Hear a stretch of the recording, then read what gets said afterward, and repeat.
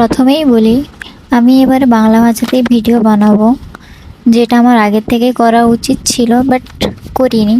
যাই হোক, আজকের দিনটা শুরু হলো আমার রেডি হওয়া থেকে। বাড়িতে এসেও যেতে হচ্ছে কলেজ, কারণ প্র্যাকটিক্যাল জমা দেওয়ার একটা ব্যাপার আছে।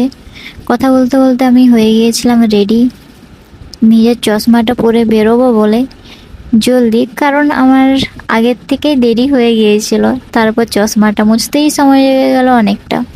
এদিকে আমি আগের একটা বাস অলরেডি মিস করে দিয়েছি, আর এদিকে মা 14 বার ধরে ফোন করছে কখন বেরোবি কখন বেরোবি করে।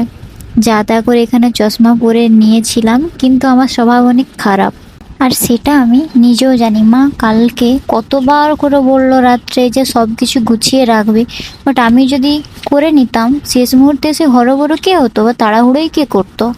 এ করতে করতে আরও বেশি সময় নষ্ট হলো। তারপর আর কি সব কিছু ব্যাগ মধ্যে রেখে ব্যাগ পুরোপুরি রেডি, তারপর আমি পুরোপুরি রেডি হয়ে গেছিলাম বেরোনোর জন্য। তারপর আর কি বেরিয়ে পড়লাম। আমার নিজের জন্যই আজকে খাওয়ার মতো আমার কাছে একটুও সময় ছিল না। আমার শুধু এখানে একটাই ভয় লাগছিল যে ভাই যা হোক করে আমাকে ওই বাসটা ধরতে হবে। আমি যদি ওটা মিস করি আজকে, তাহলে আমি পুরোপুরি শেষ। দোকানের সামনে পৌঁছেই দেখি যে বাস আসছে, দেন আমিও উঠে পড়লাম। আর একটা জিনিস ভালো হলো যে আমি উইন্ডো সিট পেয়ে গেছি। তারপর কলেজের সামনেই নেমে গেছিলাম বাস থেকে, আর আমি এখানে ওয়েট করছিলাম বর্ণালীর জন্য, কারণ ও বাড়ি থেকে আসছে।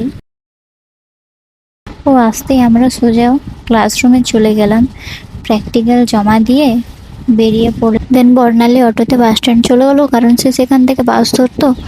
আর আমি এখানে দাঁড়িয়ে রইলাম বাসের জন্য। তারপর বাসে উঠে বিনা সিট পেয়ে মেদিনীপুর থেকে দাঁড়িয়ে দাঁড়িয়ে বাড়ি চলে আসলাম। আজকে অবস্থা পুরো খারাপ হয়ে গেছে। তো আজকের ভিডিওটা এখানেই শেষ করছি। পরের ভিডিওতে আবার দেখা হবে। তোমরা সবাই আমার চ্যানেল সাবস্ক্রাইব করে দিও, এর সাথে লাইক আর কমেন্ট করে দিও। টাটা।